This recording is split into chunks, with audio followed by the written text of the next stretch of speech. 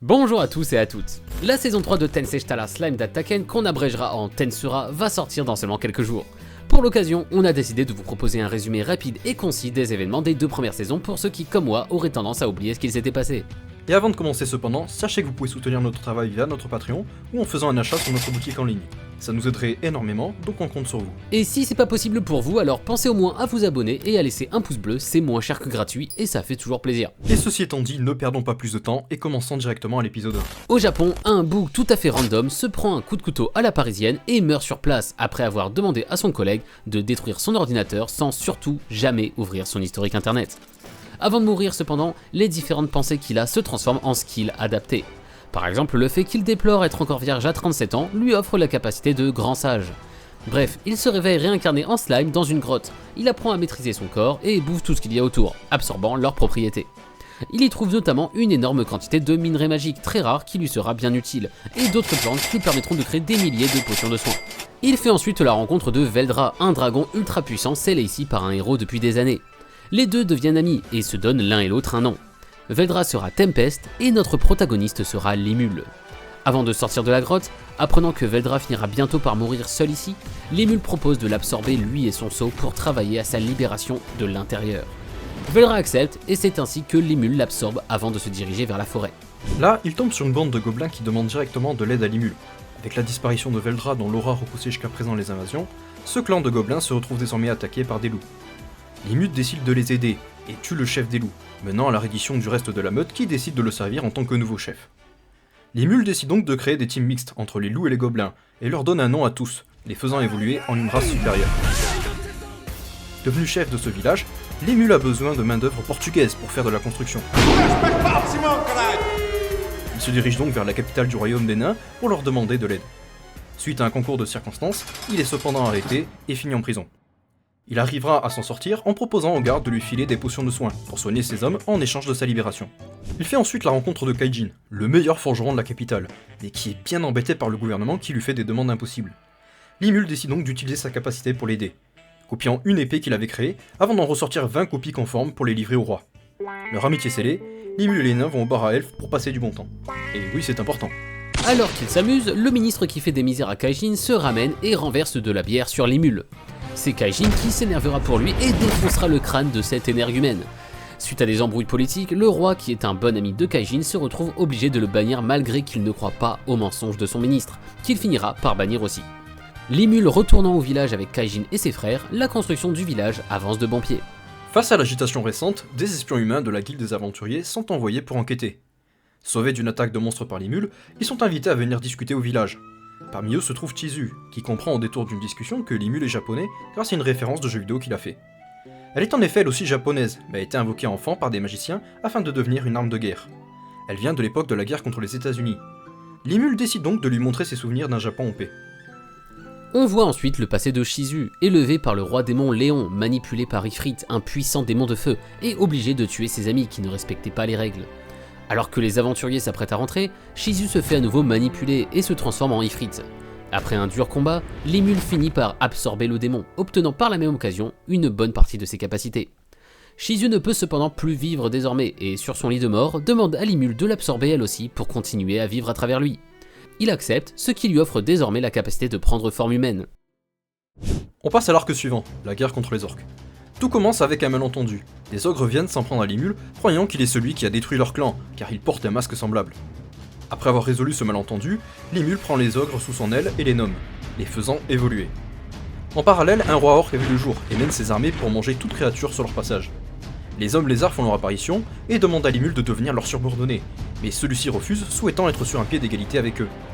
Un coup d'état est mené par le fils du roi lézard, Gabelu, et il mène ses hommes à affronter les orques. C'est cependant une lourde défaite qui ne fait que renforcer les orques puisqu'ils deviennent de plus en plus forts en mangeant leurs ennemis. Au fur et à mesure des épisodes, on se rend compte que toute cette attaque des orques avait été organisée par les clowns masqués, aux ordres de Clayman. Arrive enfin le combat final entre Limul et le roi des orques. N'arrivant pas à le vaincre, Limul finit par gagner en l'absorbant à la place, mettant fin à cette guerre.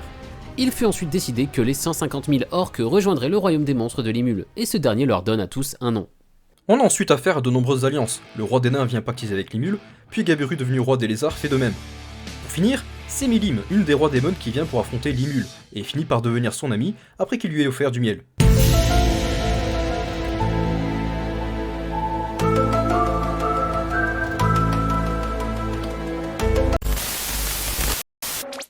Pendant ce temps, des sbires de Carion, un autre roi démon, viennent causer des problèmes à Limul.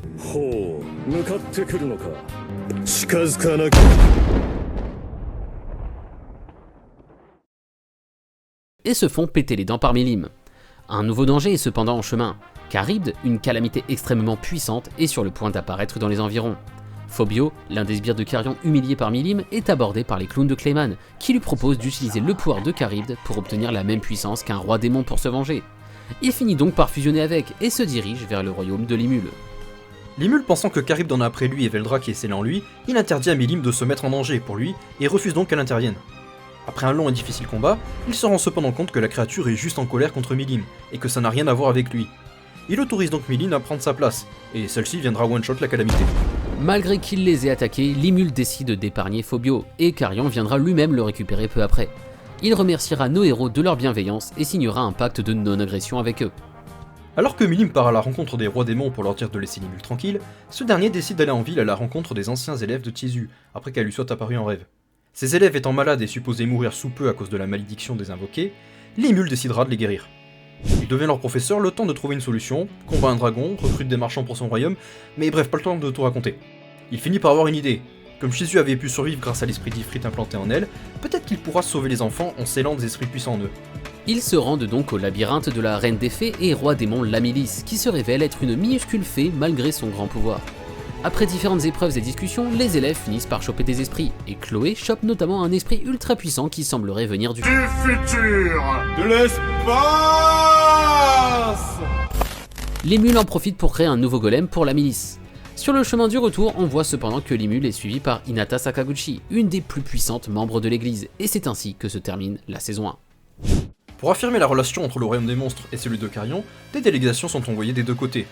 On commence donc cette saison avec les généraux de Carion qui arrivent chez nos héros, et bien évidemment, un combat éclate, chacun voulant tester les capacités de l'autre. Une fois les présentations finies, ils vont tous faire la fête et signent des traités de libre-échange, tout en buvant un maximum d'alcool pur. Limul continue ensuite dans sa lancée en allant faire pareil au pays des nains. De son côté, l'aventurier humain Yomu fait la rencontre de Mulan, qui souhaite rejoindre son groupe. Il ne sait pas encore, mais on apprend qu'elle travaille en secret pour Clayman, l'ennemi principal de nos héros. En parallèle, le royaume voisin de Farmus souhaite provoquer les habitants du royaume des monstres, afin qu'ils les attaquent en premier, leur donnant une excuse pour déclencher une guerre en contrepartie. Pour cela, ils envoient une bande de transfuges qui font semblant de se faire agresser par un gobelin. Nos héros venant calmer le jeu, leur plan est un échec et ils abandonnent la façade pour lancer une vraie attaque. De son côté, Mulan, contrôlée par Clayman, se retrouve à devoir trahir le royaume des monstres. Malgré que Yomu lui déclare son amour et promette de la protéger, elle active une double barrière qui scellera la ville et affaiblira les monstres à l'intérieur. À cause de ça, nos héros se font battre les uns après les autres. De son côté, Limul se fait aggro par Hinata Sakaguchi, une des membres de l'église et l'un des personnages les plus puissants de cet univers. Malgré que Limul soit plutôt fort, il se fait complètement écraser, ne survivant que parce qu'il arrive à faire semblant de mourir pour s'échapper. Il se téléportera ensuite au royaume et ira à la rencontre de Benimaru, qui affronte Yomu, car celui-ci refuse de tuer Mulan. Limul ne comprend pas encore la situation, donc il l'amène vers la place centrale où sont rassemblés les cadavres des monstres tombés au combat. Limul est choqué, et se retient tout juste de tuer Mulan, voyant que quelque chose cloche dans son comportement. Après une réunion stratégique, il retourne voir le niveau des dégâts subis, et apprend ainsi la mort de certains de ses proches amis, notamment Shion. Cela met un gros coup au moral à Limul, le forçant à remettre en question son idéologie. En effet, c'est lui qui a demandé aux monstres de ne pas attaquer les humains et de les accepter parmi eux, menant à cette catastrophe. Alors qu'il s'apprête à absorber les cadavres pour qu'ils vivent en lui, les amis aventuriers de Yomu l'arrêtent et lui racontent une histoire donnant une méthode pour ressusciter les morts. On apprendra plus tard que cette histoire raconte en fait l'histoire de Milim et de son ascension au rang de roi démon. Comme la méthode de résurrection nécessite d'évoluer au rang de roi démon, Limul prend sa décision et se prépare. Avant ça cependant, il fera semblant de tuer Mulan et détruira le mouchard en elle afin qu'elle soit libérée de l'emprise de Clayman. Le plan de Limul est simple, pour devenir un roi démon, il a besoin de tuer un grand nombre d'humains. Ça tombe bien, 20 000 soldats du royaume de Fargus sont à leurs frontières, se préparant à les attaquer. Limul décide donc d'exterminer l'armée ennemie, et demande à Yomu de devenir le nouveau roi de Fargus une fois qu'il en aura fini avec eux. Le plan est mis en place et les différents camps d'ennemis placés aux quatre coins autour de la ville sont attaqués par nos héros, certains par Benimaru et les Kijin, d'autres par les hommes lézards, les gobelins, etc. Les transfuges se font notamment complètement dézinguer et l'un d'entre eux, Shogo, se fait sauver de justesse par un mage légendaire nommé Lahazen, qui se téléporte avec lui au camp principal. Cependant, Lahazen est un très vieux sorcier, survivant en transférant son âme d'un corps à l'autre, et s'il a sauvé Shogo, c'est simplement pour voler son corps très puissant. Devenu le démon le plus puissant de l'histoire de Fargus, Lahazen est plein de confiance, mais c'est ce moment que choisit Limul pour lancer son attaque sur le camp principal. Seul, il flotte au-dessus du camp, invoquant des milliers de gouttelettes qui transperceront un par un les 20 000 soldats présents, dans un carnage absolu. Après avoir écouté les prières désespérées du roi ennemi demandant de lui laisser la vie sauve, Limul obtiendra le skill impitoyable, lui permettant de mettre instantanément à mort toute personne ayant perdu la volonté de se battre face à lui. Une fois les 20 000 âmes récoltées, les conditions de transformation en roi démon sont enfin complètes. Limul est sur le point de s'endormir, mais avant ça, il utilise les 20 000 cadavres comme une offrande et fait une invocation de démon, faisant apparaître Noir, l'un des 7 démons primordiaux, à qui il ordonne de trouver le dernier survivant qui semble se cacher dans le camp. Rangar ramène ensuite Limul au royaume où celui-ci opère sa transformation. Plusieurs de ses skills principaux évoluent, et son lien avec les monstres qu'il a nommés est aussi affecté, augmentant leur puissance à leur tour. Une fois la transformation complète, Limul se réveille avec une apparence quasi divine, et il lance le sort nécessaire à la résurrection de tous ses amis, qui fonctionne sans problème. Une fois les joyeuses retrouvailles faites avec leurs amis ressuscités, les problèmes reviennent très vite, puisqu'on apprend que Felasania, le pays de Carion, a été attaqué par Milim et Frey, deux rois démons semblant être contrôlés par Clayman. Limul nomme le démon primordial qu'il a invoqué Diablo, puis s'en va faire quelque chose de très important.